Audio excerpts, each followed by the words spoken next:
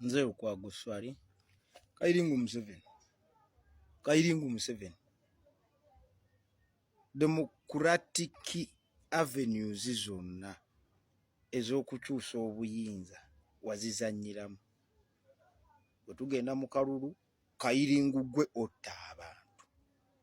otta abantu obawamba obakuba amasasi obasiba abamu bodongowaza ne ssente ne bava ku mulamwa kati wekutte ku iPod NGO zonna on the ill advice of Russia wazigala owe Mutieni wamutika obalo je yakusinza amanyi n'omuzza akulire Mutieni NGO zonna ezakolagananga ne mukyala wa president waffe obasinga wabagala n'obalinyisa ennyonyi kati otuuse mu mbeera ng'onoonyayo international organization esobola okulegitimizinga yo junta regime.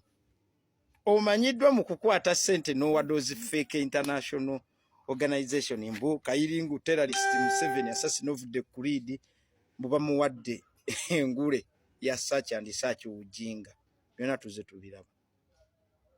Daniel Arap Moi opposition we yamuteekako ekisenge yanoonya abazungu ne mediating between Daniel Arap Moi no opposition ye Kenya. Era Kenya's transition from Arap Moi to Mwai Kibaki had the underlying factors. In fact, it was after the death of Arap Moi nti bannakenya bagetinga to know nti Mwai Kibaki Arap Moi ye yamusindika abeere mu opposition. Was a creation of Daniel Arap Moi. Yategekera okuwumulake. Nene we yasindikayo Mwai Kibaki yali talina maanyi balina okwegatta okukola alliances. Because obululu bw'opposition simanyi Ford Kenya, Ford Asiri we babugattanga oba Ford Kenya, Ford Asiri n'abalala balabanga nti we beegatta basobola okujjako Daniel Arap Moi. Naye ekyo tekyabamalira ne banoonyayo international key players ne bajja ne bamediatinga ne bakakasa Daniel Arap Moi till we are not going to hold you accountable for the atrocities you committed during your 25 years dictatorship in Kenya. Daniel Arap Moi negotiated his exit. You are not going to dictate to us how we should negotiate your exit. The only safe place for you, Kairingu Museveni, is the graveyard. Byotutta abaana abatayina musango. Karabba! Actually, tubadde tugamba Luzira maximum prison naye no. Oinana village eri emmere. Kasajja gwe balina kuteeka mu ttaka. So, togenda tukakako mbu simanyi iPod. Ogukozesa ng'omukisa to get photo moments with major contending opposition key player. Omarofulumya ebizu amawulire mu international media nze dictator atuula n'abamuvuganya ne tunywa ne kacaayi. You cannot force dialogue. Museveni, you don't believe in structured dialogue. That's why you add to order faith in Nankut all the way from Nakapilipiliti to come up with an amendment of the Political Party Organization Act 2005. Kubanga yeteekawo ebibiina by'ebyobufuzi ne stipulating how political parties should be funded. Kairingu Museveni gw'okugenda n'otula mu iPod. Objectives za iPod zonna tuzimanyi: dialogue, consensus within political parties, inclusiveness, multi-party dispensation, promotion of multi-party dispensation or democracy within Uganda. Okay? Okulaba nga abavubuka beetaba mu byobufuzi ebyo byonna tebiriiwo. Tebiriiwo kyali awo kisiikirize ng'okizanyiramu okikozesa n'ogiwamba yo hijacked it. Nupu negamba no mu kalulu ka 2021 abaana baabasiba iPod yasirika n'ekivaamu. Netherlands Institute for Multi-Party Democracy yali facilitating iPod's activities. negamba tesobola kuddamu ze facilitatinga senga national unity platform terimu or other political parties ezina ba MP mu parliament. Nokozesa olukujjukujju.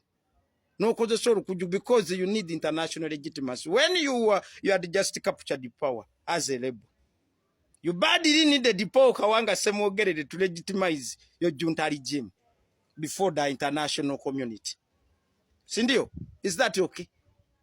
Chogezaako kola. Kairingu Museveni, as of now, actually you are yearning for a blood-based government. Coalition government. Mbu, aba DP balete ba minister, aba FDC balete ba minister, aba Jema balete ba minister, mbu n'aba Nupu balete ba minister, aba Kiganyi. There is no way we can reach at a consensus when a terrorist is the one who's dictating how consensus should be reached on. Yet all the people with whom you are sitting with in iPod are being manipulated by you, Kairingu terrorist assassin of the Creed Museveni. Okay? They are all dancing on your dictates. They are all on your remote control. Look at the person of Norbert Mao. From time immemorial has been dancing on your dictate, has been on your remote control straight from the so-called Connie days. Connie never existed, you are the Connie. You confessed in 2014 while at Mayugwe that UPDF committed atrocities to people of northern Uganda. Each and every general who commanded that Connie became filthy rich out of that Connie.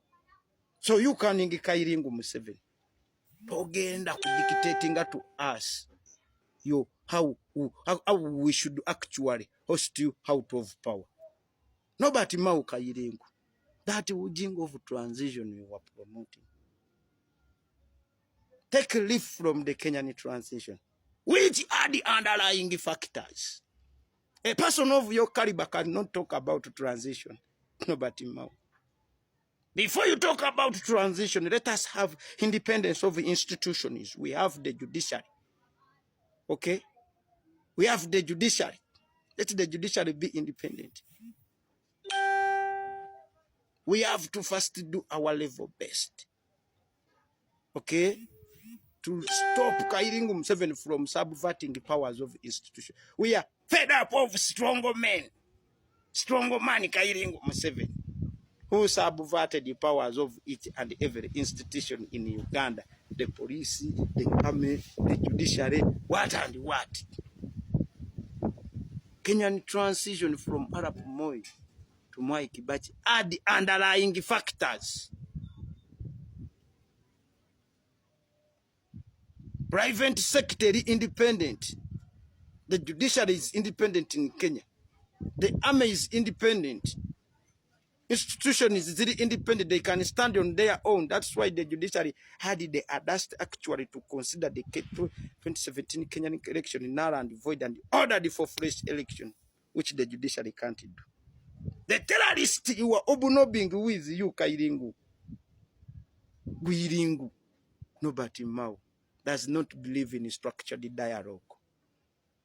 So yes, no, we believe in politics of constitutionalism, but I'm happy that no legal team is challenging that hostile amendment you made because of the actually using advantage of the numeric voting machine you have in Parliament, just like the Public Order Management Act, the Draconian was challenged. That amendment, Ash amendments must be challenged. Tosobola kutwesibako ng'oliikinga iPod ku ssente eziweebwa political parties because Kairingu okuletawo that political party organization act 2005 intending to stop political parties from being funded by foreigners or what it called terrorists. So we muba mwatuula mu iPod ne mugamba ssente eziweebwa ebibiina by'obufuzi bazongoze, tekitegeeza nti sente ziba za iPod. Sente ziba za government of Uganda, zewe ebibiina by'obufuzi through the Electoral Commission, okay, basing on the numeric strengths of MPs you have. So tugenda kukozesa iPod nga avenue okuteesa bakumassaging. You've got a lot of political blood on your fingers, Kairingu Museveni. Okuva mu 1960s zotta abantu. N'olule n'owaaka watta abantu abo ku State Square. Abasira